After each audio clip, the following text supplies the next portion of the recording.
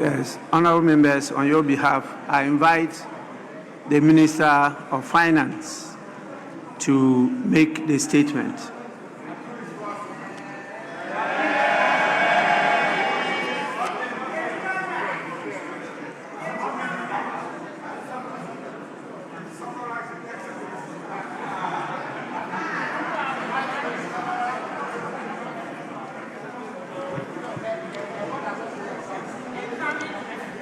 Right Honorable Speaker, on behalf of His Excellency the President, President John Dramani Mahama, I have the humble duty to present the Media Fiscal Policy Review of the 2026 Budget and Economic Policy of Government. Mr. Speaker, before I proceed with this Media Fiscal Policy Review, I wish to acknowledge the devastating floods that struck part of our country last month. Right Honorable Speaker, as honorable members will recall, the floods claimed lives, displaced families, destroyed businesses, and caused extensive damage to public infrastructure. Ghana was not alone. Similar floods also affected Nigeria, La Côte d'Ivoire, and Sierra Leone, highlighting the growing flood risk across West African coastline and the effect of climate change. Mr. Speaker, government responded swiftly by visiting the hardest hit communities, releasing funds for emergency relief, and launching a nationwide cleanup exercise.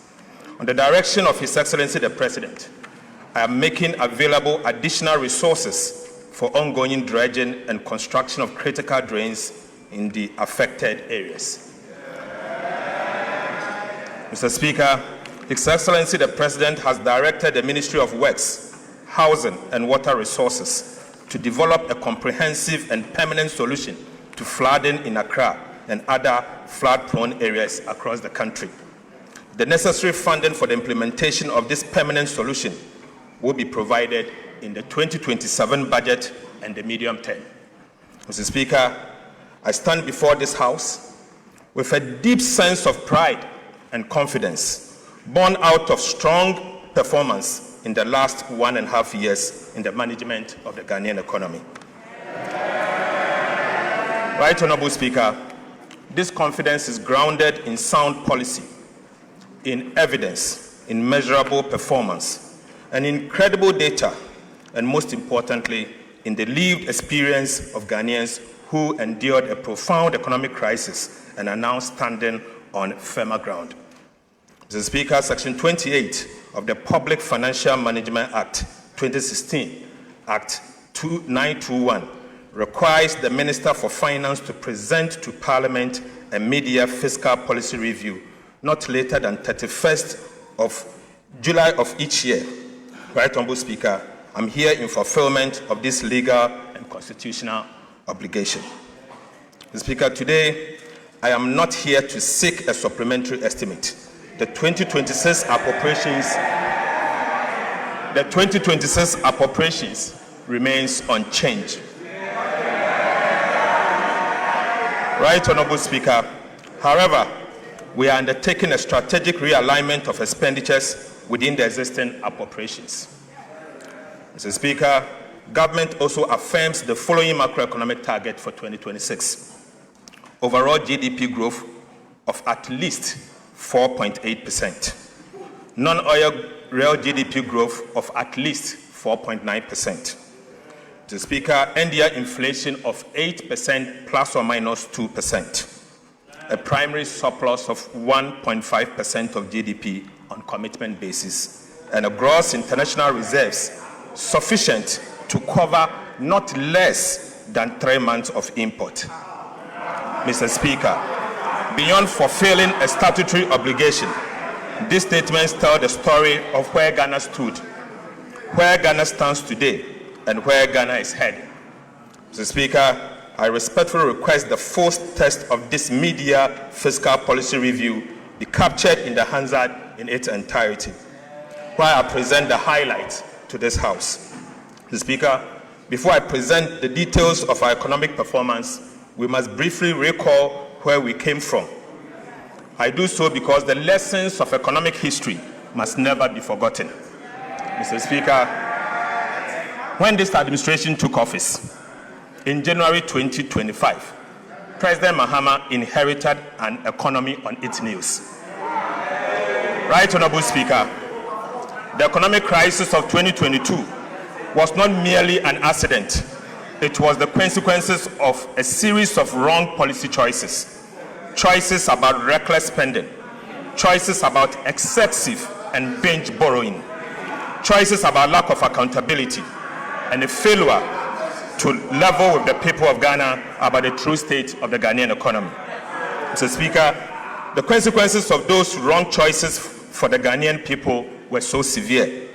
The cedi depreciated at levels never seen before, eroding savings, businesses, business capital, and purchasing power of millions of Ghanaians. Inflation exceeded 50%, dramatically increasing the cost of living and placing basic necessities beyond the reach of many people. Real disposable incomes declined sharply. Interest rates surged, making credit expensive for the private sector. Investor confidence collapsed. International reserves fell to extremely low levels. International credit rating agencies downgraded Ghana's sovereign debt to levels never seen in our history. Mr. Speaker, Ghana lost access to the international capital market. The previous government implemented most painful debt restructuring program that imposed crude and painful haircuts on domestic and external bondholders. Financial institutions and individual bondholders also suffered significant losses, with many losing their lifetime of savings. Even pensioners were not spared the burden of crude and painful haircuts under the DDP. The Speaker, and businesses closed or relocated, jobs were lost, and many households that had escaped poverty fell back into hardships. Mr. Speaker, this is an honest account of the economy and the one that His Excellency the President inherited. We recount this event not to dwell on the past, but to remind ourselves of the heavy price of fiscal indiscipline, excessive borrowing, weak accountability, and dishonest economic management. Mr. Speaker, Ghana must never be brought this low again. Right, Honorable Speaker. Right, Honorable Speaker. These painful experiences must strengthen our collective resolve to safeguard macroeconomic stability and ensure that such a crisis is never repeated. As a nation, we must internalize the true cost of economic mismanagement and commit ourselves to sound economic stewardship. Some lessons cannot simply be taught, they must be lived. But once learned, they must never be forgotten. Never again, Mr. Speaker. Mr. Speaker, this administration assumed office. When this administration assumed office, it moved swiftly and decisively to stabilize the economy and begin the work of national reconstruction. It was immediately clear that the old model of managing the economy had failed, and Ghana did not need incremental adjustment, but it needed structural reforms. We therefore took difficult but necessary decisions, which were neither politically convenient nor painless. These decisions demanded our collective sacrifice, Mr. Speaker, but they were necessary to restore stability and rebuild confidence. Right, Honorable Speaker, the progress Ghana is recording today did not happen by chance. Some have suggested that our recent macroeconomic gains are simply the product of good fortune. Others have attributed the recovery solely to the debt restructuring program or the IMF program inherited in 2025. But Mr. Speaker, I firmly disagree. Our recovery is as a result of superior economic management. Mr. Speaker, for emphasis, I firmly disagree. Ghana's recovery is as a result of superior economic management.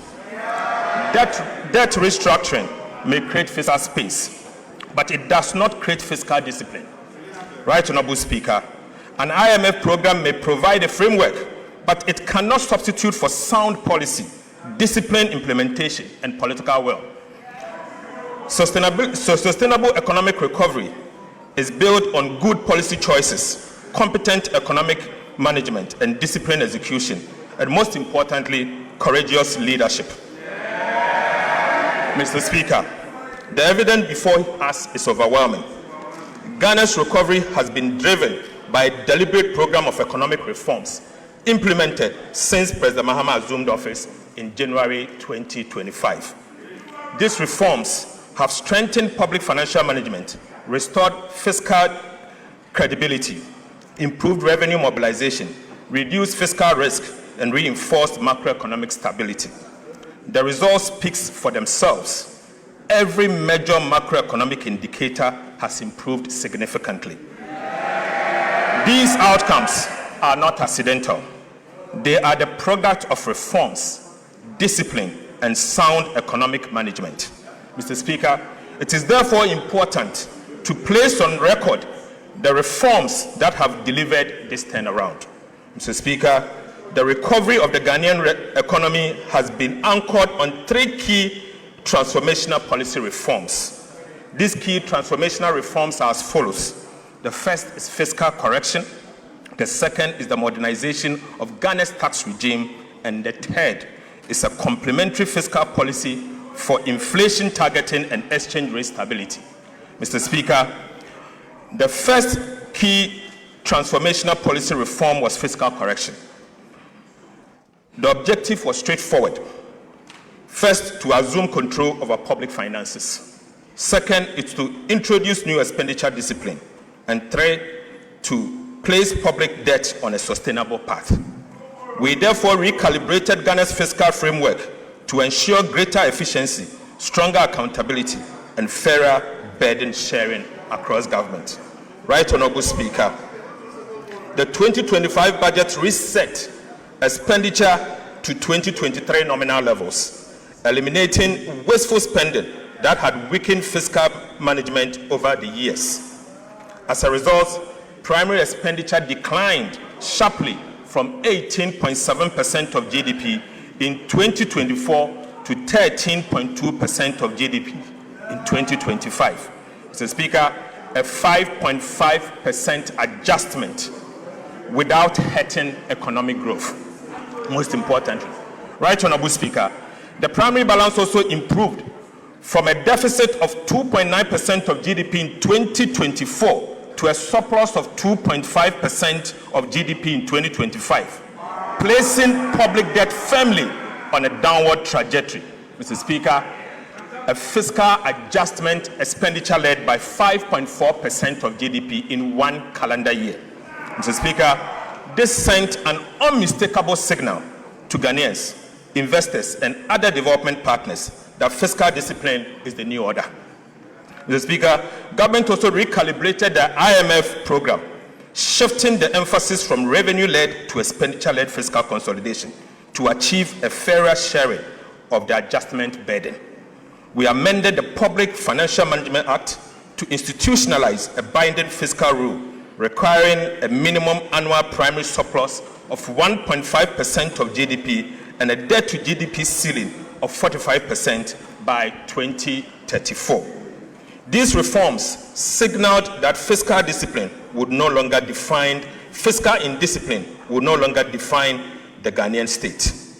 Mr. Speaker, aside, we established the Value for Money Office to strengthen expenditure efficiency, improve the quality of public expenditure, and ensure that every cedi spent delivers maximum value for the Ghanaian people. We established the Fiscal Council to strengthen fiscal oversight, transparency, and accountability. We undertook a comprehensive audit of government payables to eliminate irregular obligations. We also enforced expenditure control. Government amended the Public Procurement Act to require commitment authorization before procurement. Mr. Speaker, this reform firmly linked procurement to approved budget and restored discipline to public expenditure management across the government. Right Honorable Speaker, for the first time, state-owned enterprises are now bound by the commitment authorization, restraining them from spending beyond their means. Mr. Speaker, over the last 10 years, liabilities of state-owned enterprises have added the equivalent of about 3% of GDP to Ghana's public debt every single year. Mr. Speaker, this occurred because state-owned enterprises failed to honor their contractual obligation, compelling government to assume and settle those liabilities. This contributed to the sharp rise in Ghana's public debt. As a result, Mr. Speaker, the resources that would have financed critical infrastructure were used to pay those SOEs' debt. This is part of the reason why Ghana's debt grew unsustainably without the bridges, roads, or hospitals to show for. Right, Honorable Speaker, what is the point of ensuring that ministries and even Parliament live within their means if state-owned enterprises are permitted to run up liabilities that the taxpayer are ultimately forced to pay? Mr. Speaker, it is therefore important to recognize that Ghana's debt challenge was driven not only by fiscal deficit, but also by the unchecked accumulation of liabilities by state-owned enterprises. This is precisely why the commitment authorization regime would have been meaningless and ultimately ineffective had state-owned enterprises been excluded from its coverage.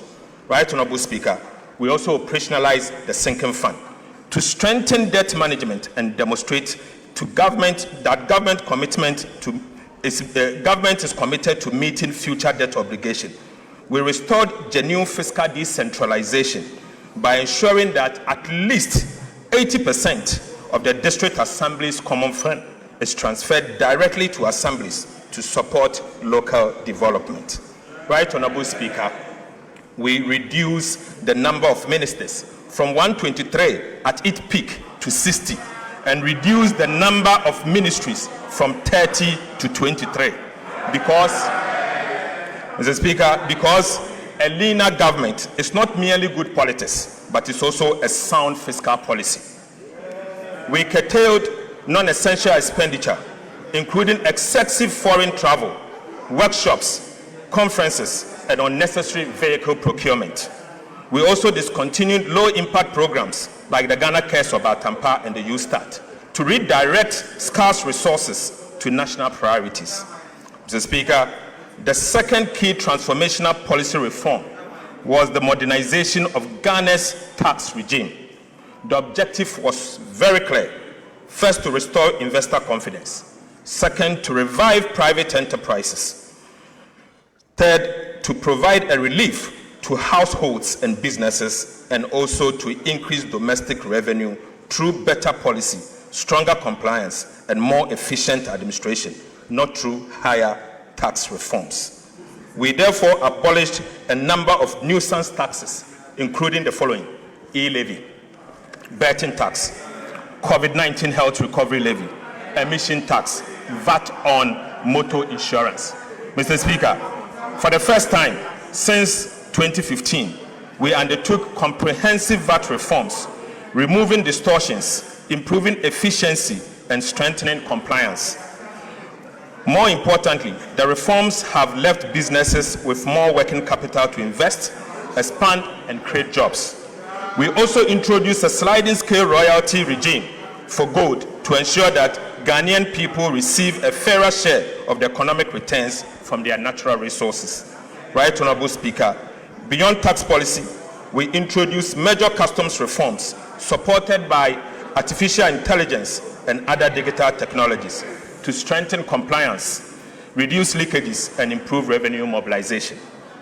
Since the introduction of the AI-powered customs reforms, monthly customs revenue has increased by approximately 17%, reflecting stronger compliance, more effective enforcement, and significantly reduced leakages.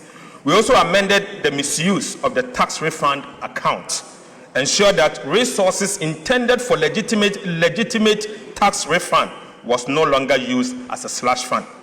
Mr. Speaker, the results have been remarkable. Despite abolishing multiple taxes and introducing no new tax handle, non-oil tax revenue increased by 0.5% of GDP, from 12.6% of GDP in 2024 to 13.1% of GDP in 2025. Mr. Speaker, simply put, government collected more taxes in 2025 even after abolishing the nuisance taxes, including the e-levy. Right, Honorable Speaker, the lesson here is simple. Better policy, Stronger compliance and smarter administration will always deliver more sustainable revenue than higher taxes. Mr. Speaker, the third key transformational policy reform was the introduction of a complementary fiscal policy to support inflation targeting, ensuring exchange rate stability, and building external resilience. Central to this reform was the establishment of the Ghana Gold Board to curb gold smuggling, formalize the gold trade, and ensure that a greater share of Ghana's mineral wealth benefits the Ghanaian people. Through this intervention, Ghana generated an additional $15 billion in foreign exchange inflows from gold, significantly strengthening reserve accumulation and supporting exchange rate stability. This single policy measure improved Ghana's current account balance by 6.4 percentage points from a surplus of 1.9% in 2024 to 8.3% in 2025. Mr. Speaker, this represents a 4 times increment of the current account surplus in just 1 calendar year. Mr. Speaker, this was not simply a gold policy. This was a macroeconomic stabilization policy designed to strengthen the city, build external buffers, and restore confidence in the Ghanaian economy. To reinforce these gains, government developed and is implementing the Ghana Accelerated National Reserve Accumulation Policy, GANRAP, with the objective of increasing Ghana's international reserve to the equivalent of 15 months of import cover by end of 2028. In a landmark initiative, Mr. Speaker, government has also reached agreement with large-scale mining companies to purchase 30% of their annual gold production for refinery by local refineries, strengthening domestic value addition and supporting reserve accumulation. Government further amended the Bank of Ghana Act to make inflation targeting a shared responsibility between the Ministry of Finance and the Bank of Ghana, ensuring stronger coordination between fiscal and monetary authorities. Mr. Speaker, economic reforms must ultimately be judged by their outcomes. I now turn to the evidence of what these key transformational policy reforms have delivered for the people of Ghana. Mr. Speaker, the results of the last 8 months demonstrate that disciplined policies, competent economic management, and consistent implementation delivers tangible results. Real GDP growth grew by 6.0% in 2025, the fastest pace of economic expansion since 2019. Instructively, Mr. Speaker, non-oil GDP grew by 7.6% in 2025, the highest rate in 14 years, demonstrating that Ghana's recovery extends well beyond favorable commodity prices. Mr. Speaker, the momentum has continued into 2026. Real GDP growth reached 6.4% in the first half, exceeding expectations. Mr. Speaker, for the first time in our nation's history, the size of Ghana's economy exceeded $100 billion, firmly establishing Ghana as a major emerging market economy. Ghana's per capita income increased by more than $850 in just 1 year. Mr. Speaker, rising from $2,527 in 2024 to $3,385 at the end of 2025. This is the highest per capita income ever recorded in our country's history. It is therefore not surprising that Ghana is now recognized as the 8th largest economy in Africa. Mr. Speaker, these are not mere statistics. They represent higher incomes, stronger businesses, greater opportunities, and an economy with an enhanced capacity to invest in its people. The labor market is also improving.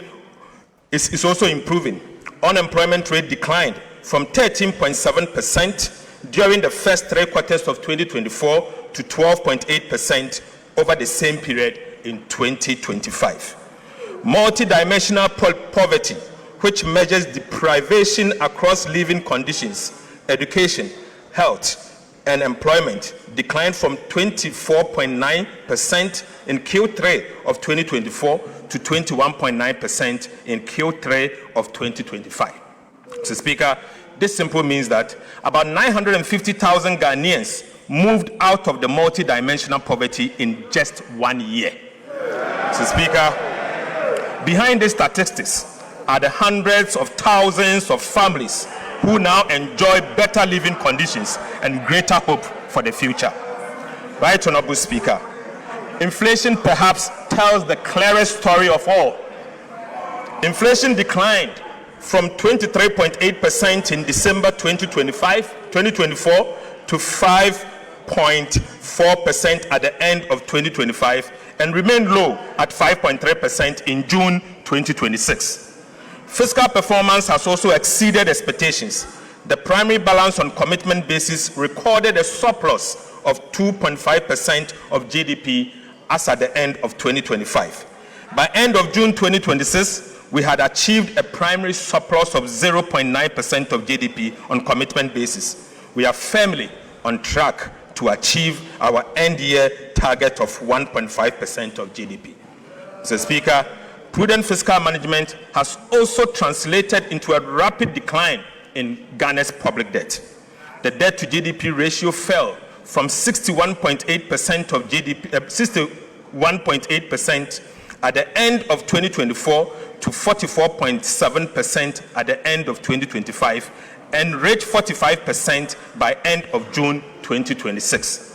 Mr. Speaker, Ghana has therefore already achieved its statutory debt target of 45% of GDP, years ahead of both IMF program timeline and the targeted date established under the Public Financial Management Act.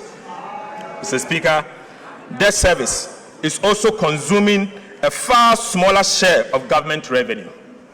Debt service as a share of domestic revenue declined sharply from 55.7% in 2022 to 28.8% in 2025, freeing up billions of cedis for schools, hospitals, roads, and other national priorities. Mr. Speaker, for the first time since April 2014, Ghana's external and overall risk of debt distress has improved from high to moderate. Even more significantly,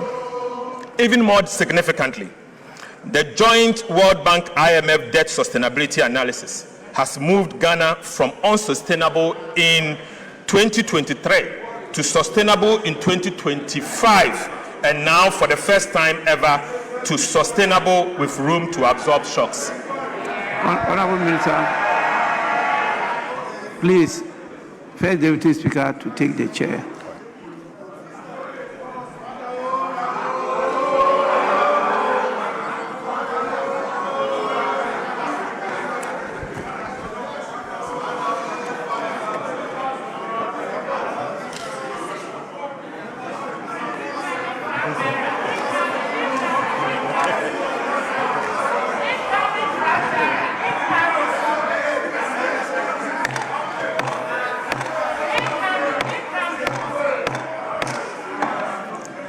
Finance Minister, you may continue. Mr. Speaker, interest rates are singing from the same hymn book. The 91-day Treasury bill rate, a benchmark for the cost of short-term borrowing in Ghana, declined from 11% in December 2025 to 5.73% in June 2026, representing a 536 basis point reduction. The 182-day Treasury bill rate also fell from 12.52% to 7.69%, down by 483 basis points. Mr. Speaker, similarly, the 364-day Treasury bill rate declined from 12.94% to 12.82%, a 12 basis point decline. And across the entire yield curve, average decline was 344 basis point. 2 years, 3 years, and 5-year government bonds are now trading within the range of 11% to 12.6%, compared with about 20% a year ago. Right, Honorable Speaker, monetary policy rate has also declined by a cumulative 1,300 basis points, from 27% in January 2025 to 14% in July 2026. Mr. Speaker, these are not merely lower interest rates, they are lower borrowing costs for households and businesses, creating room for entrepreneurs to invest, expand, and create jobs. We have also made significant strides on the external front. The current account recorded a surplus of 8.3% of GDP in 2025 and has remained strong through the first half of 2026. The cedi appreciated by 40.7% against the United States dollar in 2025, reversing years of sharp depreciation and restoring confidence in the Ghanaian economy. Mr. Speaker, taken together, these results demonstrate that the 2026 budget is firmly on track. The targets we set at the beginning of the year were not aspirational. They were grounded in sound policy, disciplined implementation, and realistic assumptions. The performance of the economy in the first half of 2026 confirms that we're on course to achieve them. Economic growth is exceeding target. Inflation is below the projected range. Fiscal performance is stronger than programmed, and the debt trajectory is improving faster than expectation. Mr. Speaker, the detailed macroeconomic performance will be presented in subsequent sections in this review. Right, Honorable Speaker, the commitment we made to the people of Ghana are being honored, and the results are evident. I now wish to speak, Mr. Speaker, I now wish to speak directly to every Ghanaian listening to me this afternoon. To the market trader whose purchasing power has improved because inflation has fallen. To the entrepreneur who can now borrow at lower interest rate to expand their businesses. And to the worker whose income now stretches further because the cedi has stabilized. These improvements are not abstract statistics. They are the dividend of sound and competent economic management. We recognize that the sacrifices required to restore the economy were significant and that many households continue to face challenges. But we also know that the foundations of Ghana's economy are now firmly in place. Fiscal discipline has been restored. Macroeconomic stability has returned. Confidence has been rebuilt. And the institutions needed to safeguard these gains have been strengthened. Under the leadership of His Excellency President John Dramani Mahama, Ghana is not going back. Ghana is moving forward. Mr. Speaker, the government that has delivered these results over the past 18 months has earned the trust to continue implementing the reforms that will secure Ghana's long-term prosperity. Right, Honorable Speaker, next week, the Executive Board of the IMF is expected to approve the final review of Ghana's Extended Credit Facility Program, bringing to a successful conclusion the financial bailout IMF program. The Executive Board is also expected to approve a 36-month policy coordination instrument, a non-financing arrangement designed for countries that no longer have and are not expected to face balance of payment needs. Mr. Speaker, the PCI will anchor our next phase of reforms, strengthening macroeconomic resilience, support broad-based growth, and signal our unwavering commitment to sound and disciplined macroeconomic policy. The PCI will support reforms across 6 priority areas. First is to maintain growth-friendly fiscal consolidation. Second is to preserve debt sustainability. Third is to strengthen fiscal transparency and governance. The fourth is to enhance monetary and exchange rate policy framework. The fifth is to reinforce financial sector stability, and finally, to promote economic diversity and inclusive growth. Mr. Speaker, we believe our strong implementation record, together with the successful execution of the PCI, will strengthen Ghana's path towards investment-grade status and enhance our ability to mobilize concessional and development financing for productive public investment. The PCI will include quantitative and 26 reform targets, monitored through semi-annual reviews to ensure sustained implementation of reforms that are critical to achieve our ambitious policy objective. Mr. Speaker, the details of the PCI targets are provided in detail in the media fiscal review document before the House. Right, Honorable Speaker, I now turn to macroeconomic performance for the first half of the year. Mr. Speaker, Ghana has not merely met its first half-year target, it has exceeded them. Mr. Speaker, overall GDP growth was 6.4% in the first quarter of 2026, well ahead of the 4.8% full-year target. Non-oil GDP growth was 6.3% in the first quarter of 2026, well ahead of the 4.9% full-year target. Inflation has more than halved, falling from 13.7% in June 2025 to 5.3% by end of June 2026, against a target of 8 plus or minus 1% at the end of the year. The primary balance recorded a surplus of 0.9% of GDP on commitment basis, firmly on track to achieve our end-year target of 1.5% of GDP.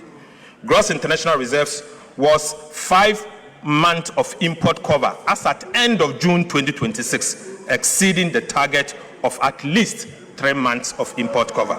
Mr. Speaker, January to June 2026, fiscal performance.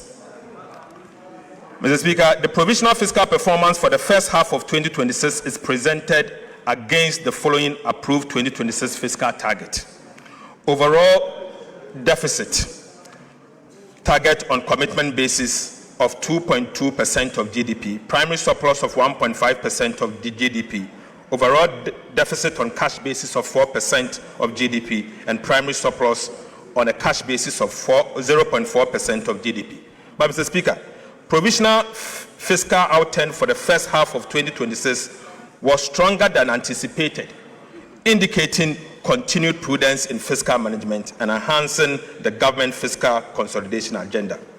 Non-oil tax revenue as at end of June 2026 was 6.4% of GDP, compared to a target of 6.5% of GDP.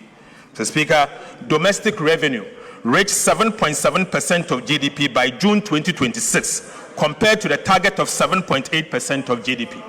Mr. Speaker, total revenue and grants reached 7.8% of GDP by June 2026, compared to a target of 7.9% of GDP. Total expenditure on commitment basis at the end of June 2026 was 8.0% of GDP against the half-year target of 9.9% of GDP. Primary expenditure, which excludes interest payment, was 6.6% of GDP by June 2026 compared to half-year target of 8.1% of GDP. Interest costs at 1.3% of GDP as at the end of June 2026 against the half-year target of 1.8% of GDP, indicating that we have saved on interest about 0.5% of GDP, reflecting lower interest rates and improved debt management.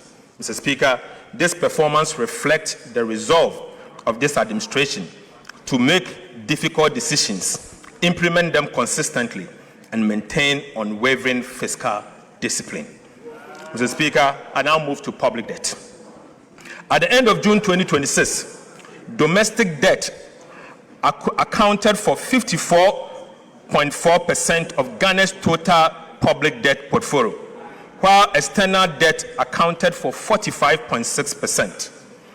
On the 17th of February 2026, government honored the 6th domestic debt exchange program coupon payment of 10.1 billion on time and in full. Mr. Speaker, the 7th DDEP coupon payment of 10.8 billion cedis falls due on the 18th of August 2026. Let me use this opportunity to assure this House that it will be paid on time and in full. Mr. Speaker, since January 2025, the government has paid a total of $2.1 billion in principal and interest to Eurobond holders without placing undue pressure on Ghana's foreign exchange reserves. Right, Honorable Speaker, there was a time when the world doubted us. Today, every payment made on time answers that doubt, assuring bondholders in London, pension funds in New York, and investors at home that our word is our bond. Payment after payment, coupon after coupon, Ghana is proving one thing beyond dispute. We now keep our word. We now keep our word. That is how market confidence is rebuilt, not through speeches, but through repayment. Mr. Speaker, financial markets have delivered their verdict on Ghana's disciplined fiscal policies and prudent debt management. Right, Honorable Speaker, borrowing costs are down by half. In other words, government is borrowing less.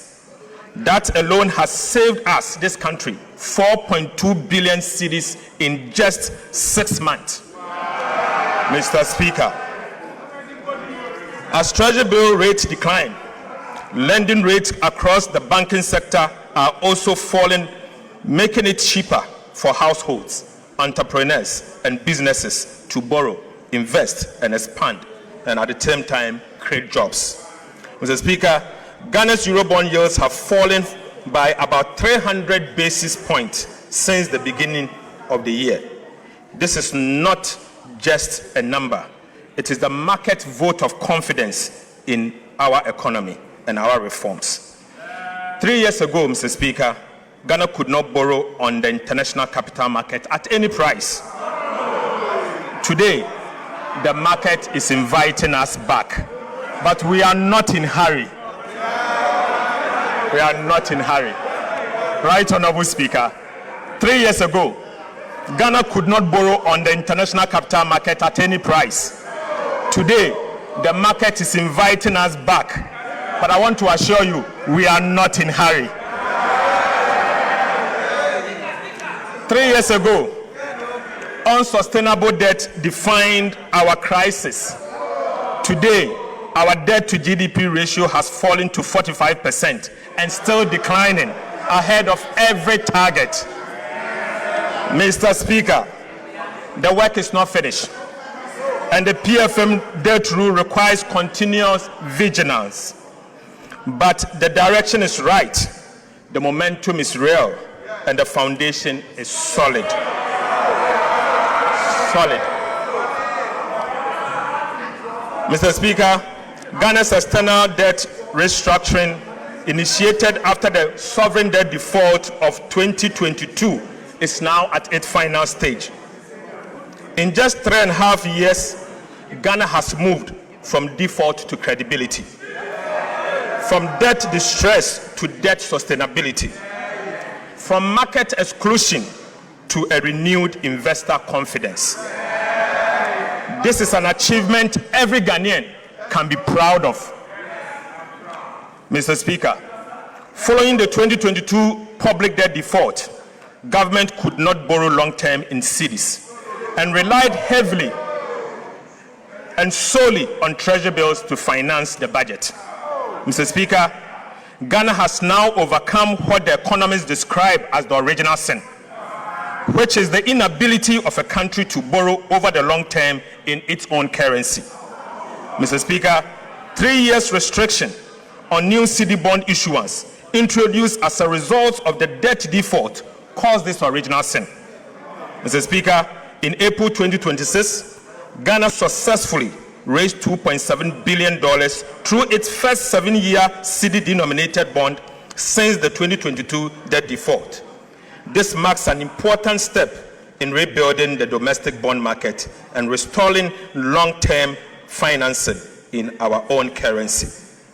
This further demonstrates that Ghana has regained the ability to mobilize long-term financing in its own currency for development. Right Honorable Speaker, I'm proud to announce that Ghana has now overcome the original sin.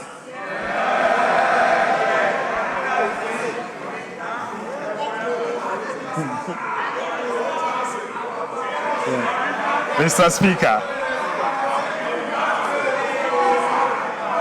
Speaker, we have overcome the original sin. Whilst I now take you to the sinking fund. While Ghana's debt restructuring is nearing completion, prudent debt management requires us to look beyond today to tomorrow's obligation. Mr. Speaker, in 2027, DDEP bonds that will fall due is 58 billion Ghana cedis. Another 53 billion Ghana cedis will fall due in 2028. In 2 years alone, Ghana has to repay 111 billion cedis. 111. Mr. Speaker, this is the true Agenda 111. Right, Honorable Speaker? This is the true Agenda 111 Ghana must deal with. Why? Because the DDEP was not designed to solve Ghana's problems. Mr. Speaker, let me take this again. This is the true Agenda 111 Ghana must deal with. Why? Why? Because the domestic debt exchange program was not designed to solve Ghana's debt problems. It was designed to postpone it deliberately, knowingly, and cynically, unfortunately. Mr. Speaker, its architect mortgaged tomorrow to survive today. Mr. Speaker, they had a duty to fix the roof. Instead, they moved the leak to another room and declared the house repaired. Right, Honorable Speaker? Meeting obligations of this magnitude requires advanced planning, not last-minute scrambling. This is precisely why this government has strengthened the sinking fund to set aside money to repay future debt obligations that we inherited. Right, Honorable Speaker, under the 2026-2029 medium-term debt management strategy, we pledge that 7% of non-oil tax revenue, together with proceeds from domestic bond issuance, will go into the sinking fund as a war chest for the 2027 and 2028 maturities. Mr. Speaker, I'm proud to report that today I can report to this House that as at 22nd of July, yesterday, the war chest holds 15.6 billion Ghana cedis. Mr. Speaker, we are on course to accumulate 30 billion cedis in the sinking fund by the end of the year 2026.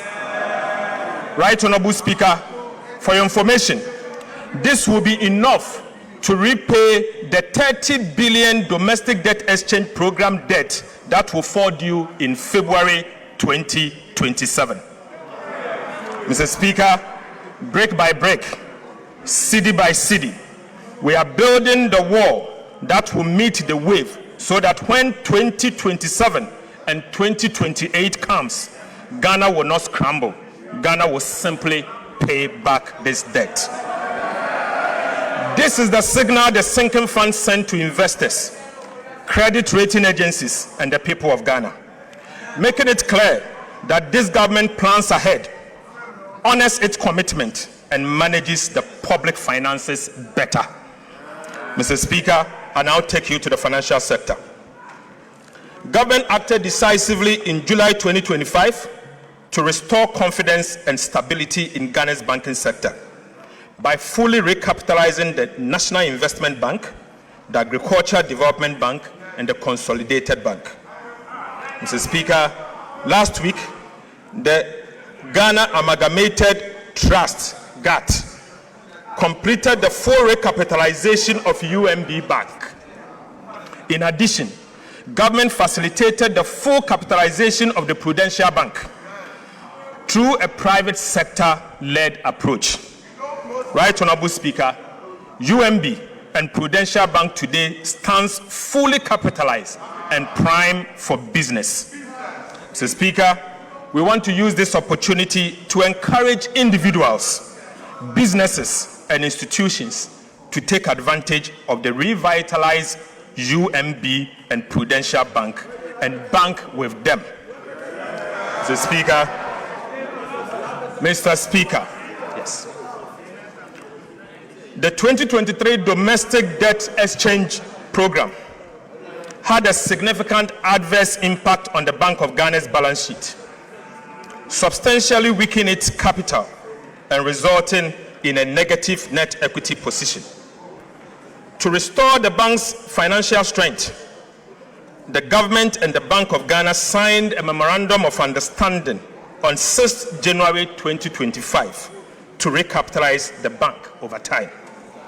Consistent with the commitment in the MOU, and as a result of this government resolve to restore the bank's financial position, government issued a recapitalization bond to the Bank of Ghana of $5.5 billion as cedis to the Bank of Ghana in March 2026 to strengthen the bank's equity base. Mr. Speaker, going forward, the government of Ghana will make annual provision to capitalize the Bank of Ghana until the bank's equity is fully restored, in accordance with the Bank of Ghana Amendment Act 2025, Act 1158. Mr. Speaker, whilst government is helping to restore the Bank of Ghana's capital, the bank itself will undertake a comprehensive operational efficiency review to reduce costs, strengthen financial management, and rebuild its long-term financial sustainability. Mr. Speaker, to implement the Ghana Accelerated Reserve Accumulation Policy, government has significantly reduced the cost of the program from an average of 14.5% of gold purchase to 5%. Mr. Speaker, government is bearing the cost of the program and has accommodated 5 billion cedis in the 2026 budget within the same appropriations. Mr. Speaker, this investment is building an economic war chest to strengthen Ghana's international reserves, protect the cedi, reinforce economic stability, improve investor confidence, and shield the economy from international shocks. Mr. Speaker, I now take you to update of the implementation of the fiscal policies that this House approved for us. Right, Honorable Speaker, 6 months ago, this House approved an ambitious program of fiscal reforms. Today, I'm pleased to report that implementation is well underway. Key milestones have been achieved, and the reforms are already delivering measurable results. On the revenue side, government is targeting an increase in non-oil tax revenue from 13.1% of GDP in 2025 to 14.1% of GDP in 2026, 1% increase, through improved compliance, broader tax basis, and enhanced revenue administration, and not through higher taxes. Mr. Speaker, we will achieve it. On the expenditure side, government remains firmly committed to keeping spending within approved limits while improving its efficiency and effectiveness. Mr. Speaker, I now take you to the individual tax reforms. Mr. Speaker, this government introduced the most ambitious reforms to Ghana's VAT system in over a decade to eliminate long-standing distortions, improve efficiency, and support business growth. We abolished COVID-19 health recovery levy. We decoupled Get Fund levy and the National Health Insurance levy from the VAT base, making both eligible for input tax deduction. We reduced the effective VAT rate from 21.9% to 20%. We abolished VAT on recognizance and prospecting for minerals. We raised VAT registration threshold from 200,000 to 750,000, relieving thousands of micro and small businesses of the obligation to register for and charge VAT. And we extended the zero rating of locally manufactured Teslas to 2028. Right, Honorable Speaker. These reforms have simplified VAT systems, removed distortions, lowered the tax burden, and strengthened the foundation for improved compliance. Mr. Speaker, reforming the tax law was only the first step. Government is now leveraging technology to transform revenue administration and improve compliance. The cross-border technology solution for collecting VAT from non-resident platforms was successfully piloted in April 2026. The pilot confirmed that the system is functional, stable, secure, and compliant with regulatory requirements. Government is now moving decisively to secure the necessary regulatory approval for its nationwide rollout. Upon full deployment, Mr. Speaker, the system is projected to generate about 2.3 billion Ghana cedis in its first full year of operation, with revenue expected to grow by about 20% annually. Mr. Speaker, this is sustainable revenue without increasing tax rates. It simply ensures that cross-border digital platforms earning income from Ghanaian customers pay their fair share of taxes. Mr. Speaker, government is also rolling out fiscal electronic devices to strengthen VAT compliance and improve the monitoring of taxable transactions. The pilot phase is at an advanced stage. To encourage participation and improve compliance, government will also introduce the VAT reward scheme, under which customers who obtain valid VAT invoice will qualify for periodic reward. This will actively involve every Ghanaian in protecting the nation's tax base. Mr. Speaker, this is how a tax culture is built, not through fear, but through participation, transparency, and reward. Right, Honorable Speaker, the concept of fiscal electronic device was first proposed by the previous NDC administration in 2026. But, Mr. Speaker, the previous NPP administration deserves commendation for enacting the necessary enabling legislation. Mr. Speaker, the taxation, the use of Fiscal Electronic Device Act 2018, Act 999, laying an important legal foundation for this reform.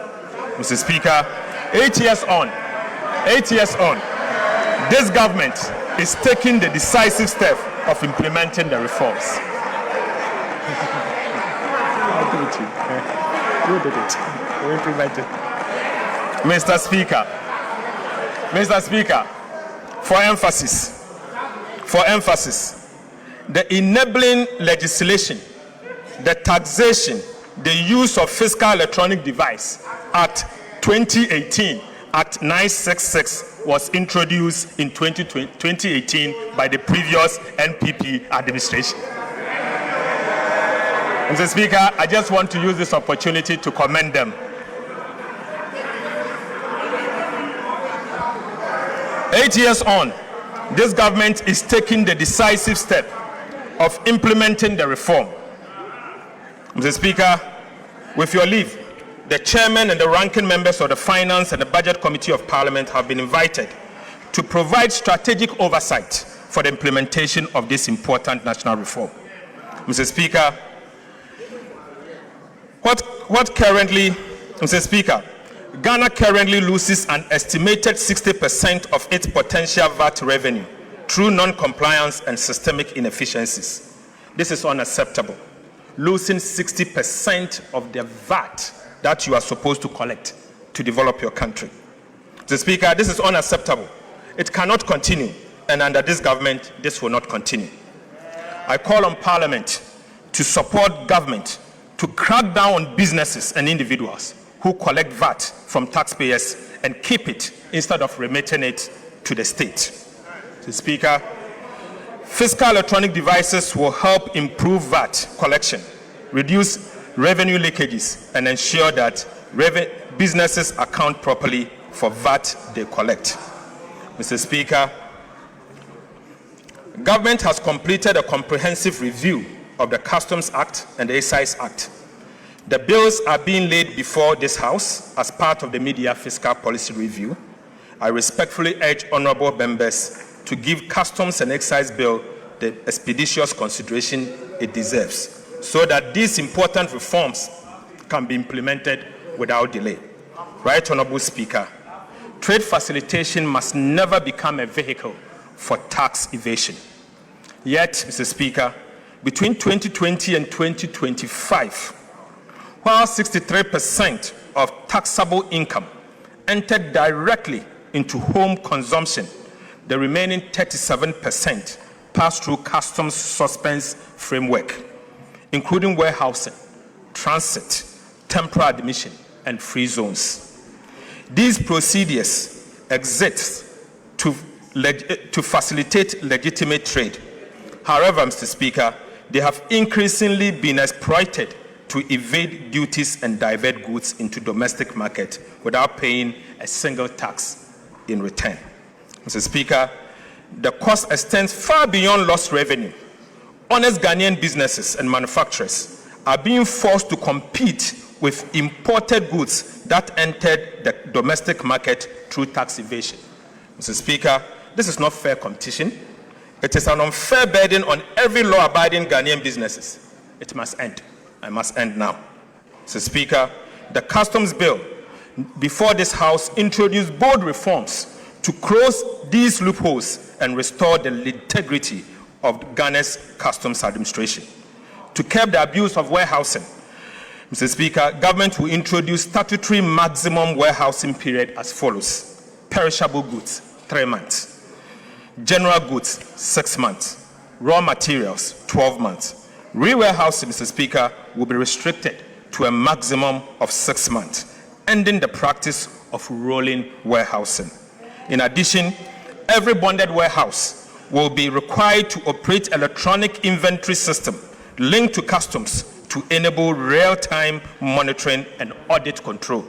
Mr. Speaker, these are not merely administrative adjustments. They are structural reforms designed to accelerate revenue collection, reduce port congestion, improve compliance, and provide greater certainty for legitimate businesses.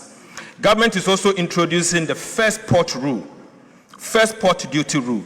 Under this reform, Mr. Speaker, duties and taxes on goods declared for transit will become due at the first port of entry, removing one of the biggest avenues for false declaration and revenue leakages. Mr. Speaker, this simply means, Mr. Speaker, if you are to bring in something and you are to inform the customs official that the goods is destined to say Burkina Faso customs will be at the Tema port to collect their taxes before you move. This will end the practice of a punchy break. Mr. Speaker, Right Honorable Speaker, appropriate customs to customs arrangement with destination countries will ensure that legitimate transit trade continues seamlessly whilst protecting Ghana's revenue. Right Honorable Speaker, free zones regime was established to promote export-led industrialization, not to serve as a duty-free trading and storage hub. Unfortunately, over the time, that objective has been undermined by abuse of the regime and weak controls over the use of raw materials. Ghana's free zones will once again serve their original purpose: build domestic industry, expand export, and create quality jobs for Ghanaians. Mr. Speaker, government will also strengthen import declaration and valuation by mandating the use of appropriate tax identification number for all importers. Mr. Speaker, downstream petroleum operations have for too long operated with fragmented controls and weak integration into customs systems. Mr. Speaker, bunkering and ship stores regime have consequently become vulnerable to diversion, under declaration and smuggling. This economy can no longer afford these leakages. Mr. Speaker, government would therefore enforce the statutory requirement for bank guarantee on the lifting of refined petroleum products and require product movement to be undertaken by only through approved pipelines and electronically tracked distribution system. Mr. Speaker, government will also remove the tax exemption on bunkering services in line with international practice to curb smuggling, strengthen compliance, and protect much-needed revenue. Right Honourable Speaker, I now take you to excise duties. The evidence for reform is equally compelling in the area of excise duties. Analysis of wine and spirit imported between 2023 and 2025 shows a taxable revenue of over 5 billion Ghana cedis. However, about 78%, worth 4 billion Ghana cedis, entered customs procedures such as warehousing and transit. In other words, almost 4 out of every 5 cedis of the potential excise tax based on wine and spirit escaped the tax net. Mr. Speaker, only 1 cedi out of every 5 cedi was subjected to excise duty. That is neither efficient nor sustainable, and this must change. The excise duty bill before this House introduced a comprehensive package of reforms to close these leakages. Mr. Speaker, we will crack down this leakage. Right Honourable Speaker, specifically, government will introduce a hybrid excise system combining value-based and quantity-based taxation for wines and spirit to eliminate persistent undervaluation and misclassification and ensure a minimum level of tax is paid regardless of the declared value. Mr. Speaker, we will review the existing sliding scale excise rates for beer and stout product to better align them with government revenue objectives while preserving the incentive for local production. Right Honourable Speaker, strengthening compliance through mandatory electronic registration of stockists, a nationwide track and trace system, penalties of up to 3 times the excise duty for tampering, and enforcing the law on requiring bank guarantees, and abolishing, Mr. Speaker, the payment of 20% excise duty on locally manufactured fruit juice. Mr. Speaker, we will abolish the 20% excise duty on locally manufactured fruit juices introduced in 2023. Right Honourable Speaker, this is to support agro-processing and job creation. Mr. Speaker, I now take you to the Publican AI trade solution. Technology is already transforming customs administration. The Publican AI trade solution was fully deployed in March 2026, and the results has been remarkable. Mr. Speaker, between the pilot phase, January and February, and the full rollout phase, March to 17 July 2026, the Publican AI trade solution increased assessed customs collection by over $300 million, representing 17.5% uplift over the values originally declared by importers. Mr. Speaker, Publican increased the aggregate declared costs, insurance and freight value of imports by approximately 6.3%, but increased the assessed collection by 17.5%. Since deployment, Mr. Speaker, the system has analyzed approximately 366,000 import declarations, nearly 1 in every 4, representing 24%, triggered more than 1 valuation risk indicator, requiring further review by customs officials. Before the deployment of the Publican AI, many of these declarations would have been cleared without scrutiny, leading to substantially revenue losses. Mr. Speaker, the positive impact on customs revenue collection has been massive. Mr. Speaker, in March 2026 alone, Publican increased the assessed collection by 73.44 million United States dollars, representing an uplift of 25.7%.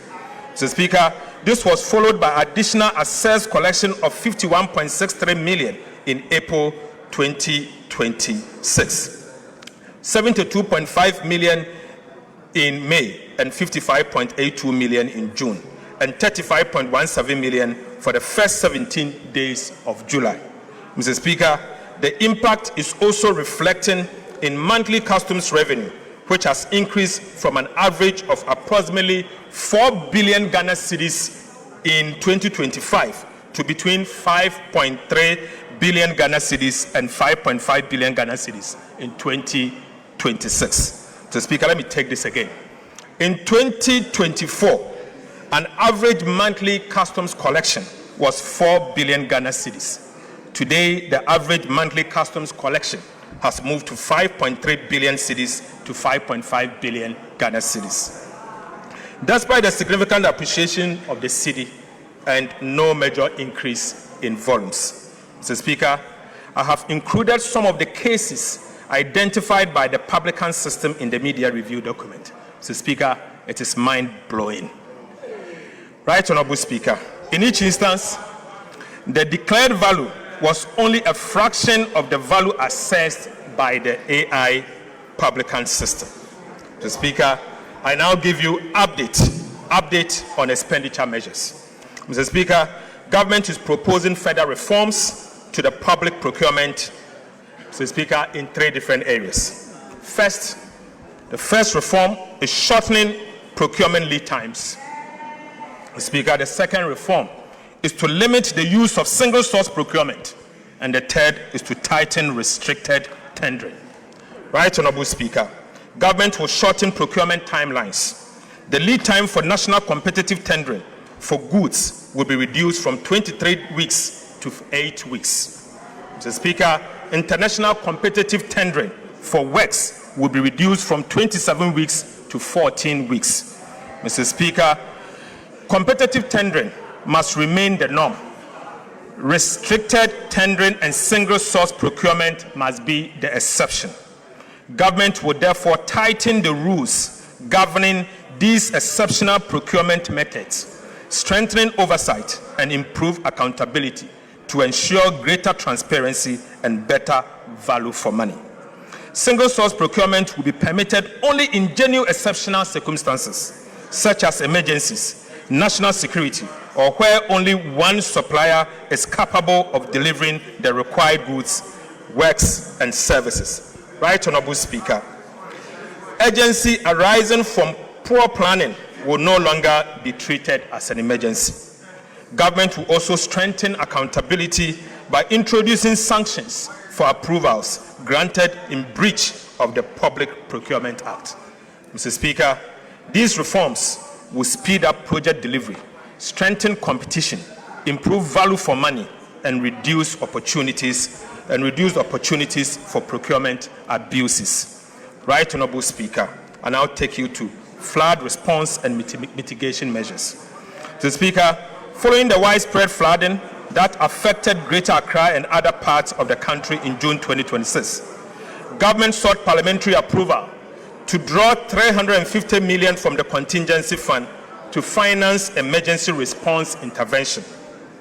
On the 30th of June 2026, the Finance Committee of Parliament, acting under Article 1771 of the Constitution, approved the request. However, Mr. Speaker, government was unable to access the funds because the contingency fund was subject to a Ganashi order issued by the Accra High Court.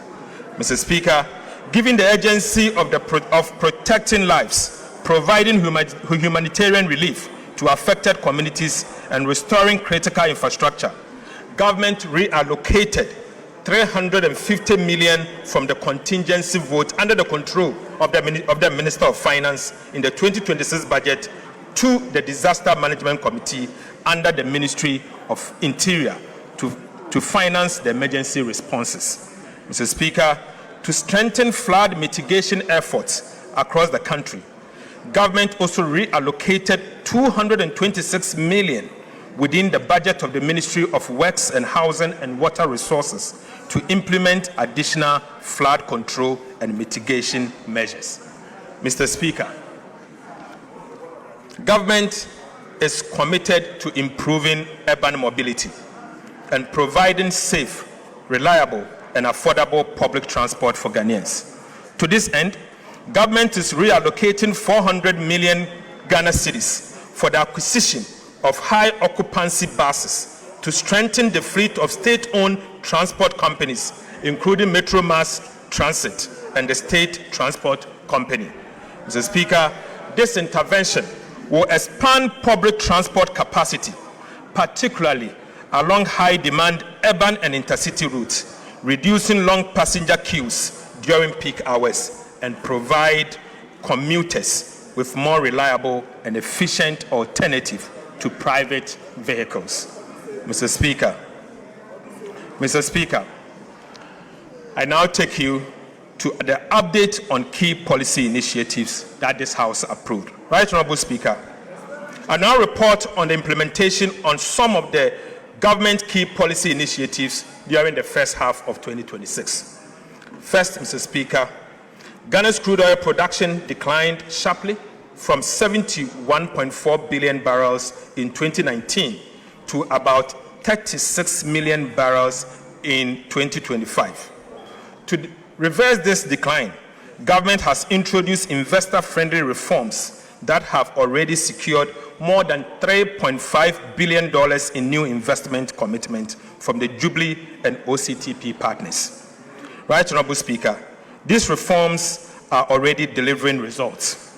Oil production has exceeded expectation this year, with Jubilee increasing from a projected 68,000 barrels to about 95,000 barrels per day.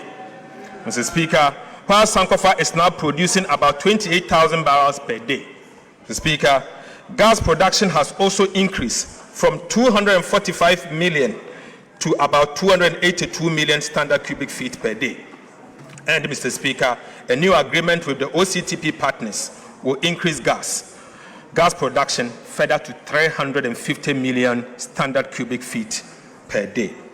Government is also updating the laws governing the upstream petroleum sector to make Ghana more attractive for investment, with a proposed amendment to be submitted to this Parliament before the year end. Right, Honorable Speaker, government remains firmly committed to its gas-to-power strategy, which is replacing expensive light crude oil with cleaner and cheaper natural gas. This transition is expected to reduce electricity generation costs by at least 75%. I am pleased to report that by the end of June 2026, government has increased gas supply for power generation by an additional 35 million standard cubic feet per day, bringing total supply to about 490 million standard cubic feet of gas per day. The increase comprises 10 million standard cubic feet per day from the OCTP partners led by ANI, and 25 million standard cubic feet per day from the NGAS. Mr. Speaker, this strategic shift is already delivering significant savings. By replacing light crude oil with natural gas, government saved about 3 billion Ghana cedis, equivalent to $268.8 million in fuel costs during the first half of 2026. Mr. Speaker, government in partnership with the private sector, is developing 100 million standard cubic feet per day modular gas processing facility. Land acquisition has been completed, while the environmental assessment, engineering design, financial due diligence, and project structuring are underway. Mr. Speaker, this will be submitted to Parliament for consideration. Financial close is expected by end of 2026. Right, Honorable Speaker, the project is expected to create nearly 1,000 jobs and generate about $2 billion in benefit to the state over the next 5 years through fuel savings, foreign exchange savings, taxes, levies, and dividend. Mr. Speaker, I now report on our 1,200 megawatt state-owned power plant. Right, Honorable Speaker, government is also developing a 1,200 megawatt state-owned combined cycle gas-fired power plant at Kafudidi Abrodano in the Commander Edna Egwafo Ebrim municipality. Mr. Speaker, feasibility studies have confirmed the project viability, with environmental engineering and permitting processes progressing steadily. The first 600 megawatt phase is expected to be commissioned in 2028. Right, Honorable Speaker, to reduce costs, government secured the gas turbines directly from GE Vernova, achieving savings of between 35% and 45% compared with third-party procurement. Right, Honorable Speaker, the project will lower electricity generation costs, help reduce electricity tariff by 10 to 20%, and create more than 2,000 direct and indirect jobs during the first phase. Mr. Speaker, I now take you to the big push.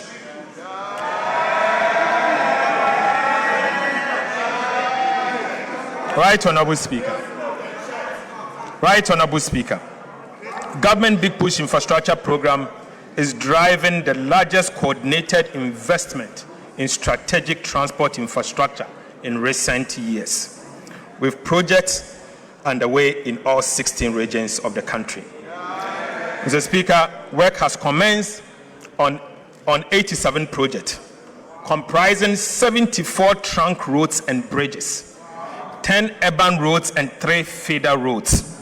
Mr. Speaker, by end of June 2026, 13 projects had reached at least 50% completion, including 6 projects that had exceeded 75%, while a further 15 projects had progressed beyond 25% completion.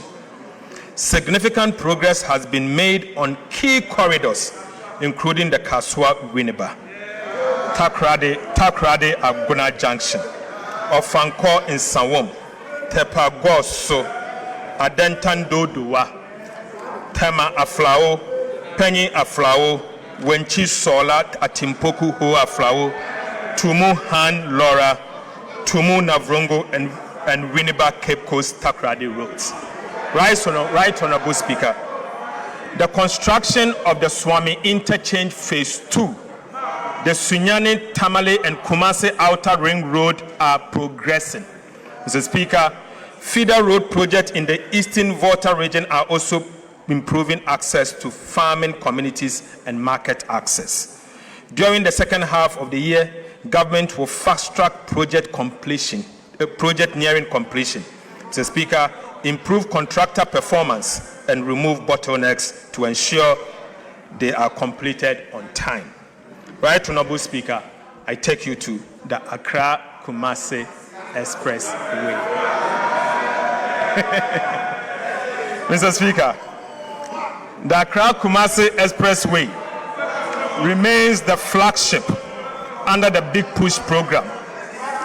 It involves the construction of 176-kilometer, 6-lane bi-directional expressway linking Ghana's 2 largest commercial cities. When completed, Mr. Speaker, the expressway will reduce travel time between Accra and Kumasi to about 2 hours, improve road safety, ease congestion, lower transport costs, and feature modern interchanges, bridges, intelligent transport system, electronic tolling, emergency response facilities, and rest spots. Mr. Speaker, government has made substantial progress in the project preparation. As of 22nd July 2026, yesterday, the Ghana Armed Forces have cleared 122 kilometers, representing about 70% of the 120-meter wide right-of-way in just 12 weeks. Mr. Speaker, the entire corridor is expected to be cleared by the first week of September 2026. Right, Honorable Speaker, compensation assessment, environmental studies, engineering design, feasibility works are progressing simultaneously. The feasibility study and detailed engineering design are expected to be completed by end of August 2026, next month. Mr. Speaker, with procurement for the main construction contract to commence in September 2026. Mr. Speaker, as of 2nd of July 2026, 1.7 billion United States dollars have been deposited into a dedicated Accra-Kumasi Expressway account at the Bank of Ghana. Mr. Speaker, for emphasis, as at yesterday, 22nd of July 2026, the government of Ghana has deposited 1.7 billion United States dollars into an account, a dedicated account at the Bank of Ghana solely for this project. The funds have been ring-fenced and will be used only after the main construction contract is awarded. I can share it. Mr. Speaker, government is therefore confident that all the requirements for this transformational project, including the resources, the money, will be in place when His Excellency President John Dramani Mahama cut the sword for the construction of the project to begin. Mr. Speaker, I now take you to Achia Mamfuom and also Achia Mamfuom Bridge. Right Honorable Speaker, for centuries, the people of Afram Plains have relied on ferries to cross the Afram River. While these ferries have served the area for many years, frequent delays and seasonal disruptions have impeded easy access and movement of people, goods, and the provision of essential services. The Adoswe Amanfuom Bridge, a 3.6-kilometer permanent bridge, will be the longest in Ghana and will replace the ferries, providing a safe, reliable, and all-weather crossing. As part of Ghana's big push infrastructure, Mr. Speaker, it will connect the Kwewu-Afram Plains to the national road network and unlock the significant potential of one of Ghana's most important food baskets. The bridge will make it easier for farmers to transport maize, cassava, yam, rice, and other produce to market, reducing travel time. It will also improve access to healthcare, education, and other essential services, while creating jobs, attracting investment, and supporting food security. Expected to be completed by end of 2028, the Adoso Echi Amanfuom Bridge is a gateway to opportunities, bringing communities closer to markets, services, and better future. The Speaker, the Dambai Bridge. Works is also progressing on the Dambai Bridge, a critical project that will provide a permanent crossing between Dambai and Dodi-Kope and strengthen transport along the Eastern Corridor. The Speaker, the project comprises 1.49-kilometer bridge and approximately 6.8 kilometer of approach roads. The Speaker, at the end of June 2026, fiscal progress had reached 6%, slightly ahead of schedule, with foundation work and construction of the temporary bridge already underway. Right Honorable Speaker, I now take you to the 1,000-kilometer agriculture enclave road, of which Parliament approved 2 days ago. Mr. Speaker, government has begun the implementation of the agriculture enclave road program. Government is investing 528 million United States dollars, equivalent in cedis, to rehabilitate 1,050 kilometers of feeder roads across 4 major agriculture producing corridors. Mr. Speaker, upon completion, the project is expected to rehabilitate 1,050 kilometers of feeder roads, ensure 100% of rehabilitated roads are maintained under performance-based contracts, expand the National Road Asset Management Database to achieve 100% coverage, create approximately 25,000 direct and indirect jobs, including at least 7,500 jobs for women, and reduce travel time by over 40% on paved roads and 30% on unpaved roads. Mr. Speaker, the first phase will involve the rehabilitation of 1,050 kilometers of feeder roads to be undertaken across 4 agriculture clusters covering 13 regions of the country. Right Honorable Speaker, Cluster 1 will cover 300 kilometers of roads in Upper West, Northern Region, and Savannah regions, and that will be 300 kilometers. Clusters 2, Mr. Speaker, will rehabilitate 300 kilometers of roads in the OT, Volta, and the Eastern regions. Mr. Speaker, Cluster 3 will also rehabilitate 250 kilometers of roads in Ashanti, Bono East, and Eastern region. And finally, Mr. Speaker, Cluster 4 will cover 200 kilometers of roads in Western North, Western, Central, and Ahafo region. Mr. Speaker, this investment will improve connectivity between farms and market, reduce post-harvest losses, lower transport costs, and support agricultural transformation in some of Ghana's most productive farming areas. Mr. Speaker, I take you to the oil palm.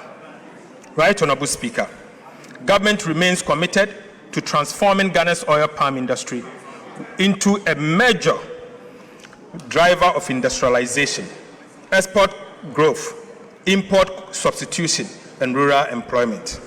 A key pillar of the integrated oil palm development policy is the establishment of a sustainability-compliant oil palm land banks to de-risk private sector investment and accelerate the development of large-scale plantation integrated with smallholder and outgrower schemes. Mr. Speaker, implementation of this initiative is progressing steadily. The Ministry of Land and Natural Resources, working in collaboration with the private sector and other relevant institutions, have reviewed over 270,000 hectares of land in the Western region. Right Honorable Speaker, drone survey have been completed on over 117,000 hectares, whilst 46,000 hectares have been selected for detailed land use change analysis. To date, assessment has been completed on 16,000 hectares, of which approximately 10,780 hectares have been identified as suitable for sustainable oil palm development. Right Honorable Speaker, these areas are now undergoing the required environmental, social, and sustainable assessment, including high conservation value, high carbon stock, and free, prior, and informed consent (FPIC) processes in line with the international standard. Mr. Speaker, similar mapping, land documentation activities have commenced in the Central region, with preparatory work underway in Eastern and Volta region. Based on the current assessment, Mr. Speaker, the Western region alone is expected to provide approximately 30,000 hectares of land for the first phase of the development. Mr. Speaker, as work expands nationwide, the land bank has the potential to exceed 100,000 hectares across Ghana's oil palm growing belt.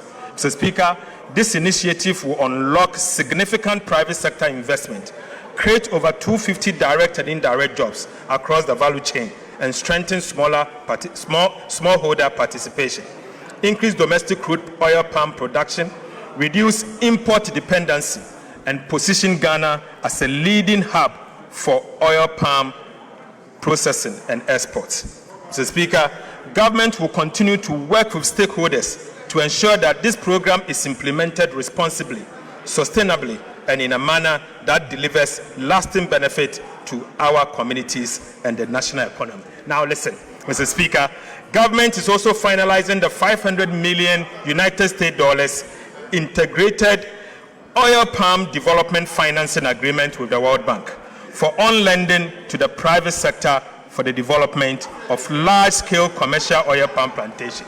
We expect to conclude and present it to this House by the end of this year.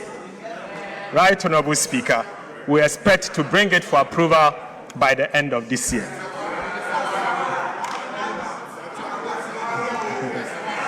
Right Honorable Speaker, as part of Government Feed Ghana program, we have commenced the establishment of the 50 farmer service centers across the country to improve farmers' access to mechanization and extension services. To support this initiative, government has deposited 551 million Ghana cedis into an escrow account at the Bank of Ghana to establish the letters of credit for the procurement of 1,840 units of agricultural machineries and equipment. These include tractors, trailers, power tillers, plows, cultivators, seed drills, sprayers, fertilizer spreaders, and combine harvesters, which will significantly improve farm productivity, reduce production costs, and enhance food security. Mr. Speaker, cocoa sector reforms. Right Honorable Speaker, the cocoa sector remains a cornerstone of Ghana's economy. Mr. Speaker, Ghana is serving as a major source of export earnings and livelihood for millions of Ghanaians, particularly in rural Ghana. Mr. Speaker, since the enactment of the Ghana Cocoa Board Act 1984, PNDC Law 81, the Ghana cocoa industry has undergone significant transformation. To modernize the governance and financing of the sector, government will submit a new Cocoa Board bill to Parliament to repeal and replace the Ghana Cocoa Board Act 1984, PNDC Law 81. Mr. Speaker, the proposed legislation will introduce a new producer pricing mechanism that aligns producer price with movement in international cocoa price, exchange rate development, and other relevant market conditions. We will also guarantee the cocoa farmer not less than 70% of gross free on board price. Mr. Speaker, we will also seek to establish a new financing framework for cocoa purchases and related operations and restore the long-term financial sustainability and operational efficiency of Ghana Cocoa Board. The bill will also ensure that not less than 50% of cocoa beans produced in Ghana is processed here in Ghana. Mr. Speaker, we will also restrain Ghana Cocoa Board from taking part in quasi-fiscal activities. Right Honorable Speaker, Mr. Speaker, these reforms will place Ghana's cocoa sector on a stronger financial footing, improve returns to cocoa farmer, ensure value addition, and position the industry for sustainable long-term growth. Mr. Speaker, I now take you to transforming secondary education and eliminating the double track. Mr. Speaker, the government of Ghana the education remains one of the most powerful investments we can make in the future of our country. Government is therefore taking bold steps to transform secondary education through a $300 million United States dollar World Bank financing. Mr. Speaker, under this $300 million United States dollar World Bank financing initiative, government will undertake 210 major infrastructure interventions across the country. These include, Mr. Speaker, we are building 10 new secondary schools. Right Honorable Speaker, we will rehabilitate 150 secondary schools. Mr. Speaker, we are upgrading 30 Category C secondary schools to become a Category B school. Mr. Speaker, aside, we are also upgrading 20 Category B schools to be part of Category A. Mr. Speaker, we are also going to procure furniture to support these schools that we are upgrading and ensure that every school child going to any of our secondary schools benefits from textbooks free of charge. Mr. Speaker, 10 new secondary schools will be strategically distributed to improve access in the underserved areas. One new school each will be constructed in Western North, Greater Accra, Volta, Oti, Northern, Upper East, Upper West, Savannah, and Central Region. Mr. Speaker, upon completion, the project is expected to benefit about 2.3 million students, over 100,000 teachers, and about 2,000 school leaders across the country. The project will support government effort to eliminate the double track within 2 calendar years. Mr. Speaker, improved learning outcomes, particularly in mathematics and science, expand female participation in STEM and TVET education, and equip our young people with the digital, technical, and green skills required for the jobs of the future. So, Speaker, I now take you to free primary health care. Right Honorable Speaker, government remains committed to ensuring that every Ghanaian has access to quality primary health care, regardless of income or location. Following the launch of the free primary health care policy in April 2026, the first phase of implementation is targeting 150 underserved districts across the country. Mr. Speaker, government has distributed more than 24,000 pieces of medical equipment to strengthen diagnostics, emergency, maternal, and neonatal care.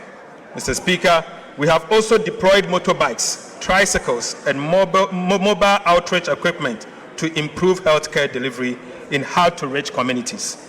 In addition, community screening for hypertension, diabetes, cancer, and other non-communicable diseases has been expanded, while the establishment of health kiosks, container-based health posts, and upgrading of existing primary health care facilities are underway. Women's Development Bank, Mr. Speaker. Right Honorable Speaker, government has made progress towards the establishment of the Women's Development Bank. On the 26th of January 2026, the bank was formally incorporated as WDB Ghana Limited. Mr. Speaker, following its incorporation, government applied to the Bank of Ghana for the requisite banking license to enable the bank commence operations. Mr. Speaker, in fulfillment of the capital requirement for licensing, the Ministry of Finance has deposited an amount of 400 million Ghana cedis into an account with the Bank of Ghana as the initial capital for the Women's Development Bank. Mr. Speaker, the Women's Development Bank is expected to commence full operations before the end of this year. Mr. Speaker, and I'll bring you to the conclusion. Right Honorable Speaker, in recent times, a narrative has emerged suggesting that this government is not spending enough. Mr. Speaker, nothing can be further from the truth. Far from standing still, we have been steadily and responsibly deploying resources guided by the simple but firm principle that we can only spend only what we have, and we spend it wisely and with the future of our nation in view.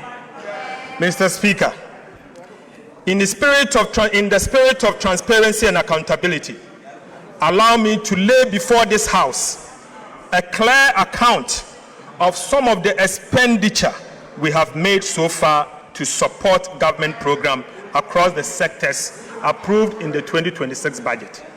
Mr. Speaker, first, to compensate public sector workers, an amount of 48.8 billion Ghana cedis for compensation of employees has been paid, including 4 billion Ghana cedis as contribution to SNIT and 2 billion Ghana cedis as Tier 2 pension scheme.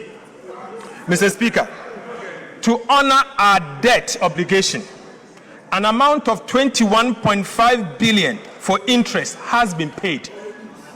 To honor our international debt obligation, an amount of $700 million for Eurobond debt service and interest have also been paid. To restore confidence on our financial systems, an amount of 10 billion Ghana cedis to domestic bondholders has been paid. Mr. Speaker, to deepen fiscal decentralization, an amount of 4.4 billion cedis to the District Assembly's Common Fund, representing the first 2 quarters of the year, has been paid. Mr. Speaker, to keep the National Health Insurance Scheme strong and vibrant, an amount of 4.5 billion Ghana cedis has been paid. To strengthen specialized health care, an amount of 1.1 billion Ghana cedis to Mahama Cares has been paid.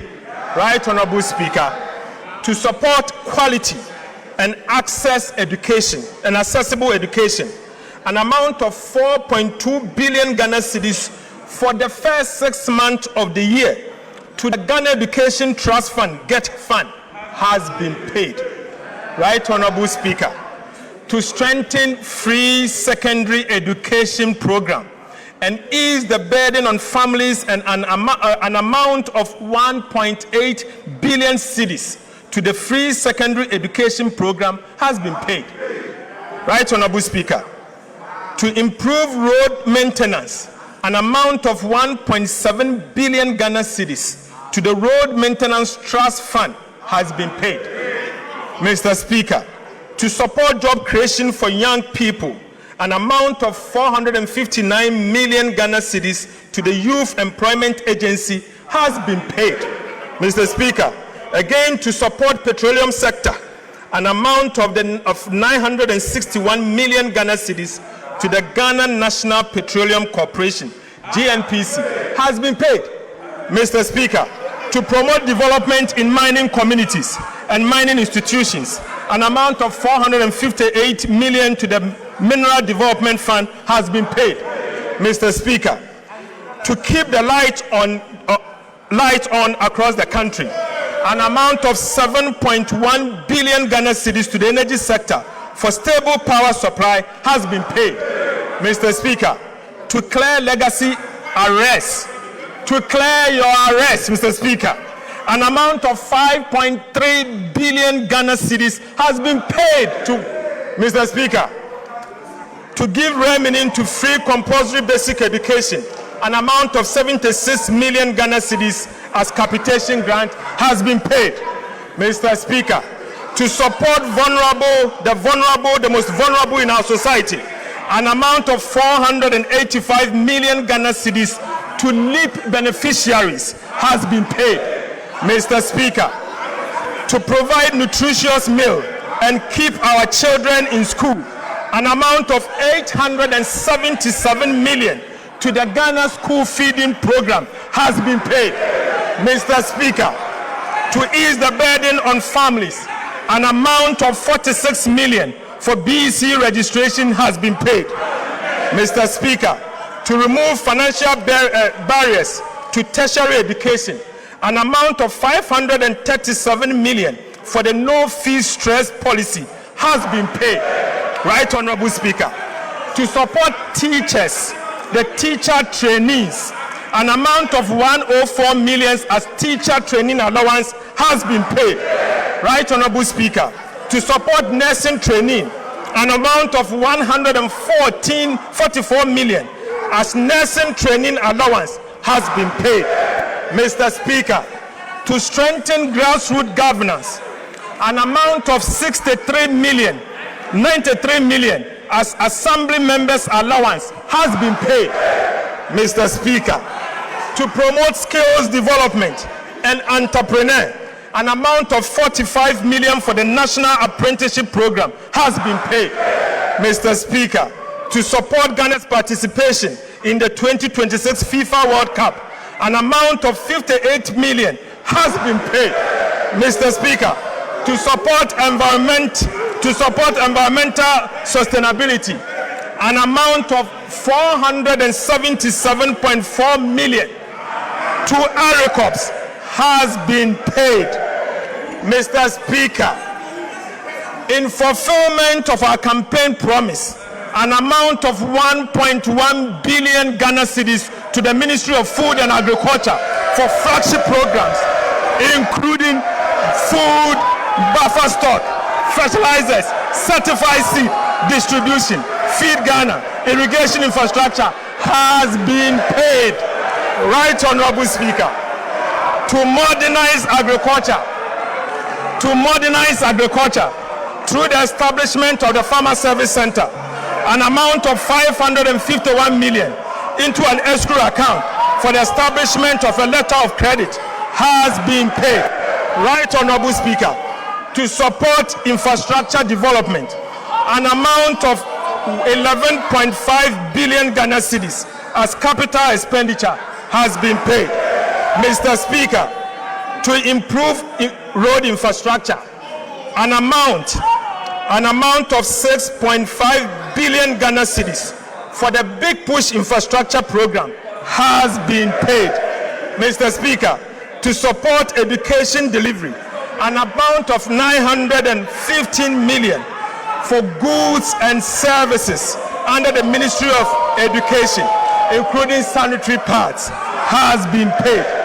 Mr. Speaker, to ensure smooth and effective functioning of government, an amount of 7.9 billion Ghana cedis for goods and services have been paid.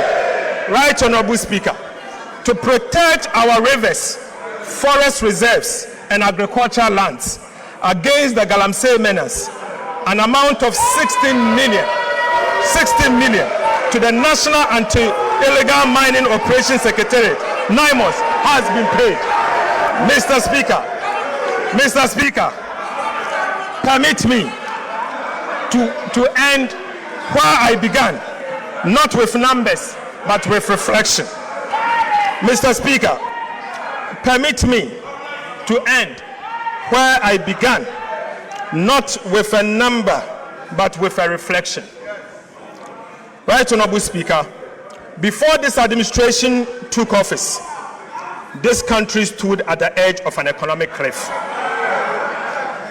The city was in free fall. Inflation has raised 50%. Our sovereign debt rated junk. Our access to the world capital market had been cut off. And for the 17th time in our history, Ghana turned to the IMF for a bailout. Mr. Speaker, that was the Ghana we inherited. Today, inflation stands at 5.3%. Our currency, the Ghana cedi, has stabilized. Economic growth is above 6% and broad-based. Our debt to GDP is now 45%, years ahead of schedule. The primary balance is in surplus, not in deficit. Interest rates have declined significantly, and Ghana has successfully completed the final review of the IMF bailout program. Mr. Speaker, we promised to move this economy from the emergency room to the wellness center. Mr. Speaker, we have kept that promise.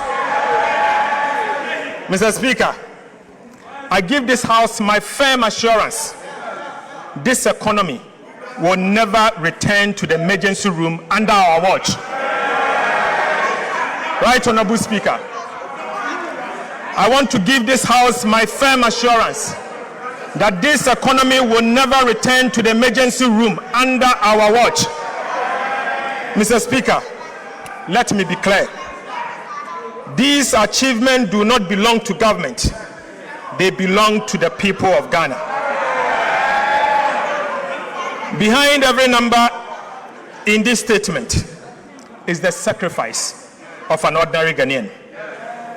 The pensioner who accepted painful and crude haircuts on a lifetime savings.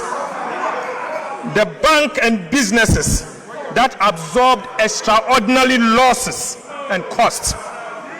Millions of citizens who endured difficult adjustments so that their country could recover. And the market trader, the nurse, the teacher, the entrepreneur, and the young graduate who lived through some of the hardest months in our recent history and never gave up on his country. Mr. Speaker, stabilization was not won in this chamber alone. It was won in homes, on farms, in workshops, in marketplaces, and through the patience and resilience of the Ghanaian people. This administration will never take that sacrifice for granted. Mr. Speaker, we know that inflation alone does not refill an empty pot. We know that a stronger city does not instantly repair a household budget stretched by years of economic mismanagement and crisis. And we also know that there is still a distance between recovery and a relief at the kitchen table. But we also know this, Mr. Speaker, your sacrifice was not in vain. It secures something priceless, a firm foundation for our dear country. And on that foundation, we will build the Ghana we want. Mr. Speaker, to every Ghanaian who endured, to the market woman in Kejitia, the farmer in Busunu, the teacher in Wa, the entrepreneur in Sekendi Takrade, and every young person still searching for the opportunity they deserve, I say, on behalf of His Excellency President Mahama, thank you. Your sacrifice is the reason Ghana is standing today. Your future is the reason we refuse to stop here. Mr. Speaker, let me now speak the hard truth that discipline demands. Right Honorable Speaker, stability is not a trophy to be worn once and displayed forever. It is a garden. It must be tended every single day or we lose it. Ghana has traveled this road before. We have stabilized, celebrated, relaxed, and unfortunately relapsed. 17 times we turned to the IMF for a bailout. We are determined that the 17th time shall be the last. But that determination cannot rest on the shoulders of the government alone. This is my call to every Ghanaian. The gains we have secured are national gains. They demand a national commitment to protect them. Mr. Speaker, it means paying your taxes so that our schools, hospitals, roads are financed increasingly from our own resources rather than by unsustainable borrowings. It means demanding value for money for every cedi of public expenditure and refusing to look away when public resources are wasted. Mr. Speaker, it means holding this government and every government that follows to the fiscal rules we have written into law. Mr. Speaker, fiscal discipline can no longer be a policy of a minister. It must become the culture of our country. Mr. Speaker, stabilization can never be the destination. And stabilization was never the destination. It was only the price of entry.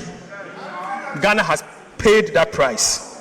What comes next is the work that changes life at scale, the work of transformation. Through the new economy that His Excellency President Mahama will unveil, we will build an economy that does not merely withstand shocks, but create jobs, generate wealth, and grow on the strength of what Ghana produces. Mr. Speaker, the true measure of a finance minister is not how much he spends, but how faithful he protects the resources entrusted to him. Right, Honorable Speaker, the true measure of a finance minister is not how much he spends, but how faithful he protects the resources entrusted to him. The money we manage does not belong to those entrusted to manage it. It belongs to the people of Ghana.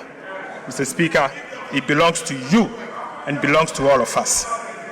Every cedi collected in taxes, every cedi borrowed, and every cedi spent carries with it a sacred obligation to use it wisely, honestly, and always in the national interest.